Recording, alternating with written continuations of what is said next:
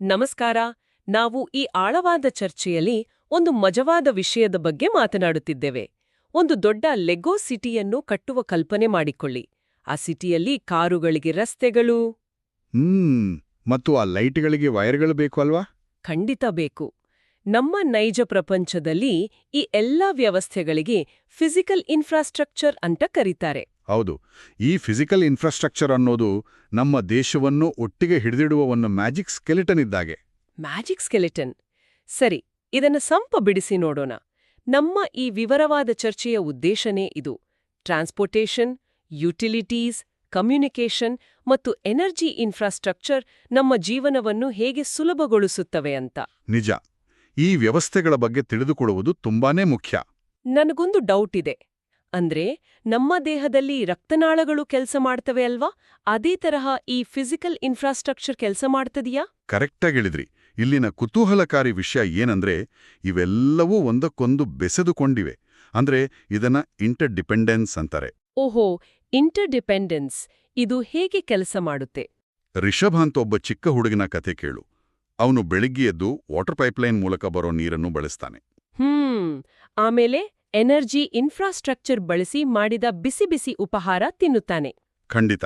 ಆಮೇಲೆ ಅವನು communication networks ಮೂಲಕ ತನ್ನ ಸ್ಕೂಲ್ ಬಸ್ ಸಮಯ ನೋಡ್ತಾನೆ. ಹೌದು. ಆಮೇಲೆ ಟ್ರಾನ್ಸ್ಪೋರ್ಟೇಷನ್ ಸಿಸ್ಟಮ್ಸ್ ಮೂಲಕ ಶಾಲೆಗೆ ಹೋಗುತ್ತಾನೆ.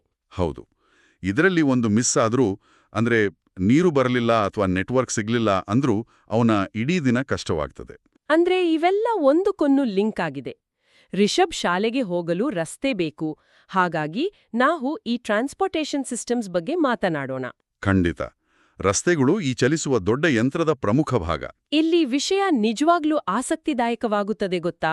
ನಮ್ಮ ಭಾರತದ ನಕ್ಷೆಯಲ್ಲಿ 4 ದೊಡ್ಡ ನಗರಗಳನ್ನು ಸೇರಿಸುವ ರಸ್ತೆ ಒಂದು ದೊಡ್ಡ ಚಿನ್ನದ ಆಕಾರದಂತೆ ಕಾಣುತ್ತದೆ. ಓಹೋ, ಅದನ್ನೇ ಗೋಲ್ಡನ್ ಕ್ವಾಡ್ರಿಲ್ಯಾಟರಲ್ ಅಂತ ಕರೆಯುವುದು. ಇದು ಬಹಳ ನಗರದ ಸೂಪರ್ ಹೀರೋಗಳಿದ್ದಂತೆ. ನಿಜ. ಮೆಟ್ರೋ ಸಿಸ್ಟಮ್ಸ್ ಸೂಪರ್ ಹೀರೋಗಳೇ. ಏಕೆಂದ್ರೆ ಇವು ಸಸ್ಟೇನಬಲ್ ಟ್ರಾನ್ಸ್ಪೋರ್ಟ್ ಆಗಿದ್ದು ನಮ್ಮ ಭೂಮಿಯ ಪರಿಸರಕ್ಕೆ ತುಂಬಾ ಒಳ್ಳೆಯದು. ಅಂದ್ರೆ ಹೊಗೆ ಬರೋದಿಲ್ಲ ಅಲ್ವಾ? ಕರೆಕ್ಟ್. ಹಾಗೆಯೇ ಪ್ರವಾಹ ಅಥವಾ ವಿಪತ್ತು ಬಂದಾಗ ಹಾರುವ ವಿಮಾನಗಳು ಡಿಸಾಸ್ಟರ್ ರಿಲೀಫ್ಗಾಗಿ ಆಹಾರ ಮತ್ತು ವೈದ್ಯರನ್ನು ಹೇಗೆ ತಲುಪಿಸ್ತವೆ ಅನ್ನೋದು ಕೂಡ ಈ ಸಾರಿಗೆಯ ದೊಡ್ಡ ಮ್ಯಾಜಿಕ್. ಮ್ಯಾಜಿಕ್ ಅಂದಾಗ ನೆನ್ಪಾಯ್ತು. ನಾವು ಪ್ರಯಾಣ ಮಾಡದೆಯೇ ದೂರದ ಜನರೊಂದಿಗೆ ಹೇಗೆ ಮಾತನಾಡಬಹುದು? ಇದು ಗಾಳಿಯಲ್ಲಿ ನಡೆಯುವ ಒಂದು ರೀತಿಯ ಮ್ಯಾಜಿಕ್ ಇದ್ದಂತೆ ಇದೆಯಲ್ವಾ? ಇದು ಮ್ಯಾಜಿಕ್ ಅಲ್ಲ, ಇದು ಸಂಪೂರ್ಣ ವಿಜ್ಞಾನ. ಸಮುದ್ರದ ಅಡಿಯಲ್ಲಿ ಅಡಗಿರುವ ಫೈಬರ್ ಆಪ್ಟಿಕ್ ಕೇಬಲ್ಸ್ ಮೂಲಕ ಇದು ನಡೆಯುತ್ತದೆ. ಹೌದಾ? ಸಮುದ್ರದ ಅಡಿಯಲ್ಲ? ಹೌದು. ಈ ಕೇಬಲ್ಗಳು ಬೆಳಕಿನ ವೇಗದಲ್ಲಿ ಮಾಹಿತಿಯನ್ನು ಸಾಗಿಸುತ್ತವೆ. ಮತ್ತೆ ಬಾಹ್ಯಾಕಾಶದಲ್ಲಿರುವ ಸ್ಯಾಟಲೈಟ್ಸ್ ಕೂಡ ಇದರಲ್ಲಿ ಸೇರಿವೆ. ವಾವ್! ಸ್ಯಾಟಲೈಟ್ಸ್ ಅಂದ್ರೆ ಸ್ಪೇಸ್ ರೋಬೋಟ್ಸ್ ಇದ್ದ ಹಾಗೆ. ನಿಖರವಾಗಿ. ಈ ಸ್ಯಾಟಲೈಟ್ಸ್ ಮತ್ತು ಫೈಬರ್ ಆಪ್ಟಿಕ್ ಕೇಬಲ್ಸ್ ಮೂಲಕ ನಮ್ಮ ಡಿಜಿಟಲ್ ಕಮ್ಯುನಿಕೇಷನ್ ನಡೆಯುತ್ತದೆ. ಇದರಿಂದಲೇ ಅಲ್ವಾ ನಾವು 5G ಟೆಕ್ನಾಲಜಿ ಮೂಲಕ ಮನೆಯಲ್ಲೇ ಕುಳಿತು ಆನ್ಲೈನ್ ಎಜುಕೇಷನ್ ಕಲಿಯುವುದು ಇಷ್ಟು ಸುಲಭವಾಗಿದೆ? ಹೌದು. ಆನ್ಲೈನ್ ಕ್ಲಾಸ್ ಮಾಡುವುದು, ಗೇಮ್ಸ್ ಆಡುವುದು ಎಲ್ಲವೂ ಈ ಅದ್ಭುತ ವ್ಯವಸ್ಥೆಯಿಂದಲೇ. ಹಾಗಾದ್ರೆ ಇದರ ಅರ್ಥವೇನು?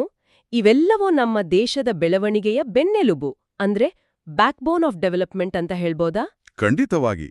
ಈ ಕನೆಕ್ಟಿವಿಟಿಯಿಂದಾಗಿ ನಾವು ಸುರಕ್ಷಿತವಾಗಿ, ಆರೋಗ್ಯವಾಗಿ ಕಲಿಯಲು ಮತ್ತು ಆಟವಾಡಲು ಸಾಧ್ಯವಾಗುತ್ತಿದೆ. ಎಲ್ಲವೂ ಆ ಕನೆಕ್ಟಿವಿಟಿ ಮೇಲೆ ನಿಂತಿದೆ. ಸರಿ, ಒಂದು ಕುತೂಹಲಕಾರಿ ಪ್ರಶ್ನೆ. ಭವಿಷ್ಯದಲ್ಲಿ ಮನುಷ್ಯರು ಚಂದ್ರನ ಮೇಲೆ ಅಥವಾ ಮಂಗಳ ಗ್ರಹದಲ್ಲಿ ಹೊಸ ನಗರವನ್ನು ಕಟ್ಟಿದರೆ ಅಲ್ಲಿನ ವ್ಯವಸ್ಥೆ ಹೇಗಿರಬಹುದು?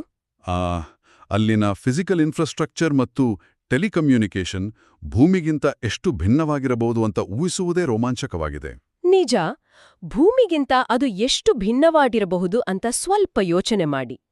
ಈ ವಿಶೇಷ ಚರ್ಚೆಯಲ್ಲಿ ಪಾಲ್ಗೊಂಡಿದ್ದಕ್ಕೆ ಧನ್ಯವಾದಗಳು. ಆಲೋಚಿಸುತ್ತೀರಿ.